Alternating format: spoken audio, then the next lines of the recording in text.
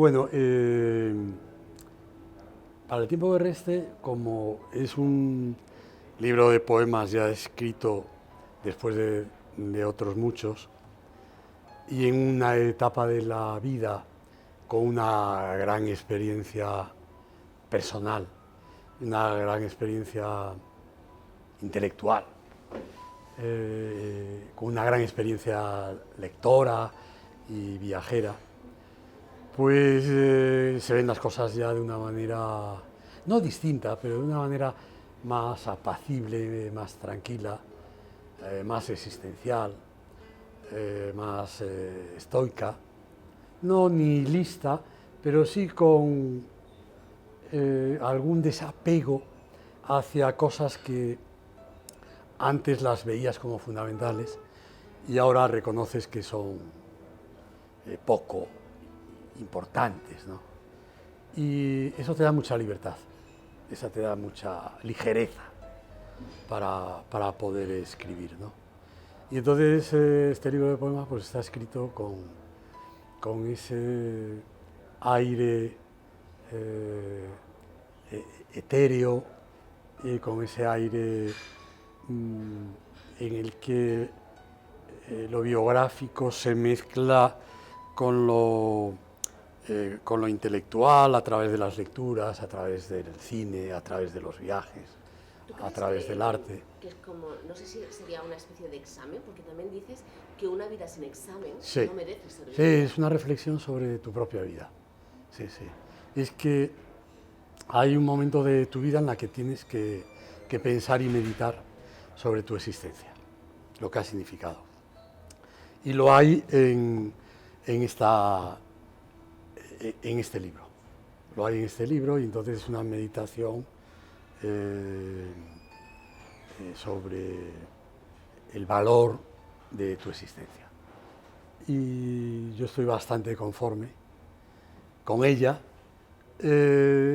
aunque reconozco que las mismas dudas que tuve en el comienzo incluso se han ido agrandando, pero ya no me dan miedo, no tengo temor ni temblor ante esas dudas, porque el tiempo me ha ayudado a integrarlas en mi manera de vivir, ¿no? Y para eso ha sido fundamental, eso ya digo, la lectura, la música y las otras artes que forman parte incluso más importante de mi biografía. O sea, muchos de de mi existencia hay libros que son fundamentales en mi biografía y que si no los hubiera leído hubiera sido mi vida distinta o viajes o películas, ¿no? Y todo está integrado en mi vida. Entonces, ya desde esa altura que te da el tiempo de esa subida a la montaña, a las cimas, como uno de mis poemas, cimas que nunca alcanzaré, pero sí que he subido. No alcanzaré la cima, pero sí que he subido la ladera muy alto. Pues ya esa vista te ayuda, ¿no? Te ayuda a tomarte la existencia como algo bueno, positivo, que vale la pena, que es muy importante el decirle a la juventud que vale la pena vivir, que no piensen que vivir es un azar o como la vida es sueño de Calderón, es casi un pecado el haber nacido, que no, que realmente vale la pena y que hay que luchar por la naturaleza, que hay que luchar por la verdad, por la bondad, por la libertad y que la poesía es una manera que contribuye a eso, ¿no?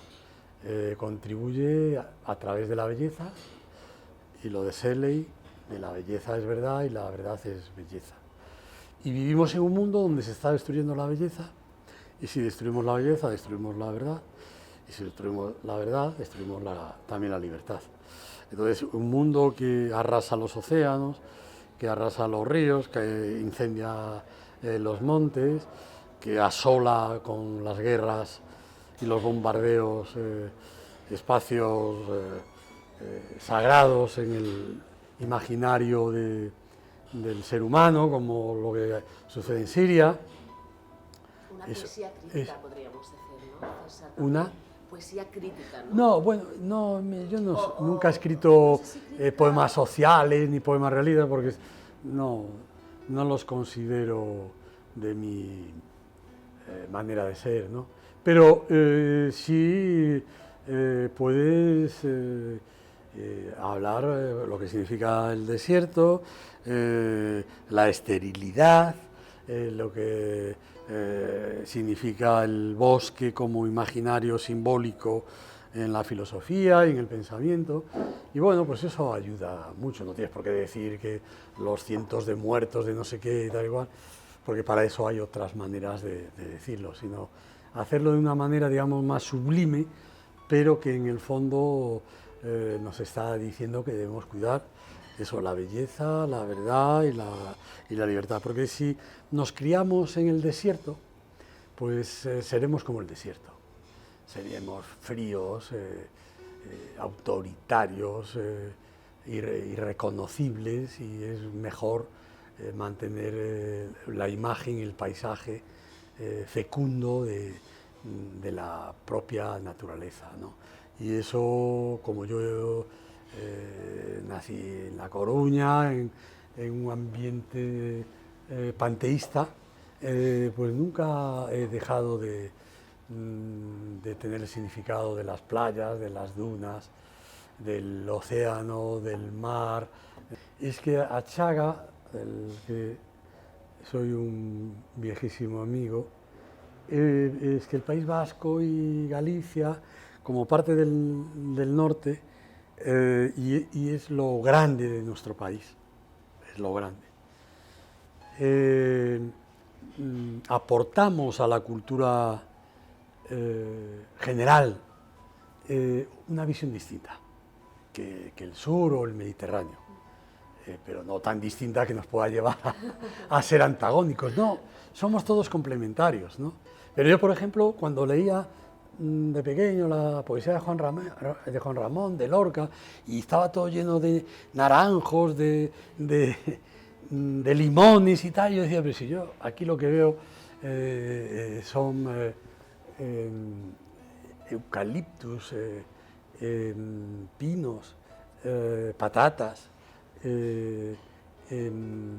grelos, o sea, una naturaleza que era distinta, y por eso nos referíamos, veíamos el mundo no de una manera tan distinta que nos llevara a pensar que unos eran unos y otros. No, todos pertenecíamos a lo mismo, y yo he integrado los limones y los naranjos y tantas otras naturalezas, ¿no? Pero yo me crié y me formé en un ambiente distinto y diferente, ¿no? Y eso es lo bueno de compartir una cultura común hecha a base de elementos distintos, porque también cuando comemos no comemos solo una cosa, comemos muchas cosas provenientes de muchos sitios distintos, con sabores diferentes, que la mezcla de todo eso es lo que le da el sabor diferente y maravilloso, ¿no? Y entonces cada uno de nosotros aporta esos ingredientes, ¿no? Y por eso para mí, pues eso, mi poesía está llena de barcos y de transatlánticos y de faros y de abismos y de rocas y de espuma de mar y de tantas cosas, ¿no? Porque es en el paisaje en el que yo me moví y donde yo veía ballenas y cachalotes que se varaban en las playas de mi ciudad, pero no veía a Platero. A Platero pues no me lo encontraba, pero sí de repente que hay un cachalote en el Orzán y vamos a ver el cachalote ese maravilloso que era una especie de fantasma del otro mundo que salía del interior de los mares, pero Oye, Platero, el cachalote, los limones, los naranjos, todos forman parte de nuestra naturaleza. Lo que pasa es que cada uno se expresa con lo más cercano y lo más simbólico en lo que se ha criado. A mí lo único que me inquieta es el dolor. El dolor que sí que no hay muchos antídotos contra el dolor. El dolor espiritual y el dolor físico. Y no es tanto la muerte y la desaparición, porque eso va conllevado con la vida, ¿no? Por eso yo estoy tan en contra de eso de la crionización, eso de conservar los cuerpos para una reencarnación futura y tal, ¿no? Porque creo que, al menos en nuestro mundo, no sé más adelante, sería, se sea creyente o no, que yo me he considerado siempre un agnóstico, pero es parte de nuestra existencia, ¿no? Entonces va conllevada con ella y tal. Pero el problema del dolor es más tremendo, por eso yo entiendo que se busquen alternativas y que el ser humano pueda irse sin dolor, porque el dolor es una humillación para la persona, ¿no? Y bueno, y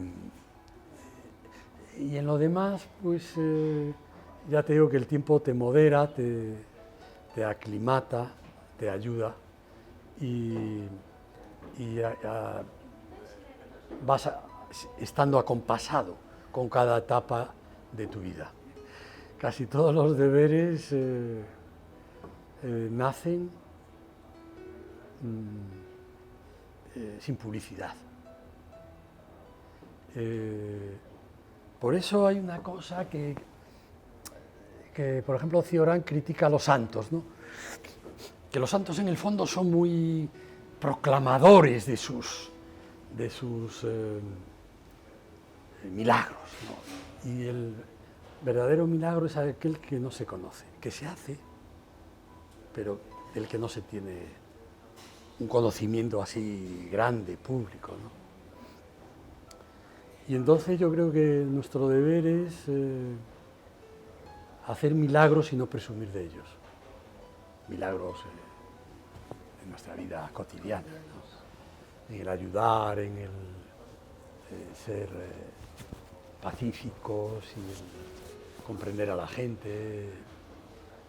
Y sí, es una manera de muchas de mis reflexiones, como sobre el amor, ¿no? Tiene que ser siempre un amor sin deuda. Ese es el verdadero amor, no se lo cobras a nadie. Si tú se lo das, no viene después y oye, esto cuesta el deber, no. Hay una serie de cosas que no están en la contabilidad de la vida, no deben estar. O se dan o no se dan. Y si se dan, pues son gratuitos y no se pueden ni reclamar porque perdería el efecto de lo que ha sido. Y César, ¿necesita la poesía reconectar con el público? Bueno, vamos a ver, el problema, sobre todo en nuestro país, es la educación.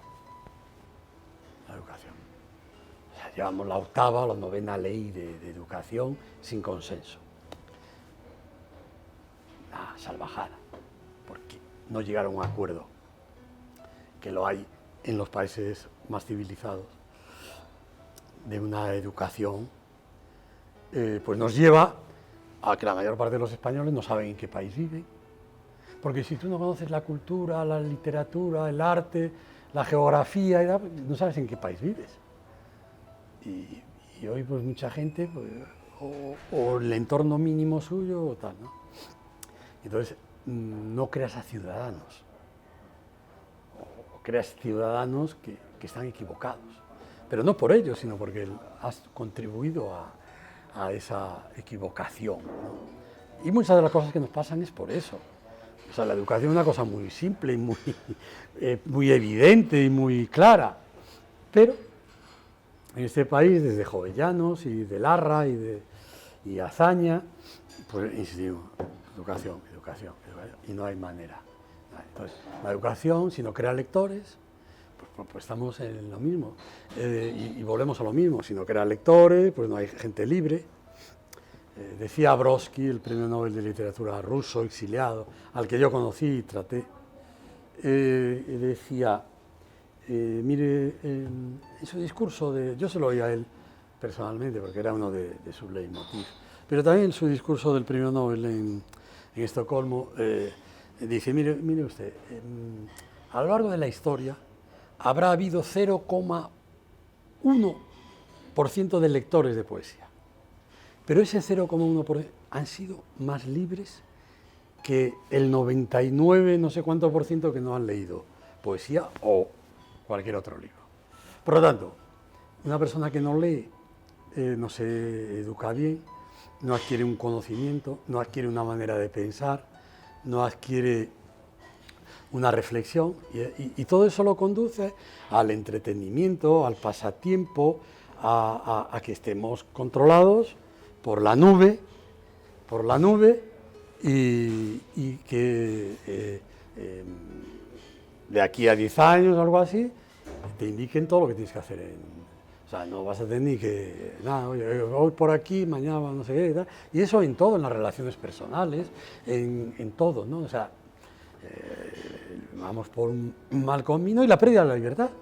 Porque si ya saben dónde estás, a dónde vas, qué piensas, no sé qué, tu libertad se ha perdido. Yo a mis alumnos les decía, tenemos una Constitución maravillosa que hay que defender, porque vosotros nacisteis manumitidos y yo no, porque nací en una dictadura, pero vosotros ya nacisteis con una Constitución, con todas las libertades plenas y tal y cual. Pero si no la defendéis, pues pasaréis al estatus que yo tuve cuando era joven, ¿no? Y por lo tanto, la educación es fundamental. Y seguimos en la misma, o sea, seguimos en la misma, en vez de hacer un acuerdo estatal de todos los partidos para ponerse de acuerdo en algo que es fundamental, pues es que ¿cómo nos vamos a poner de acuerdo en el resto de las cosas?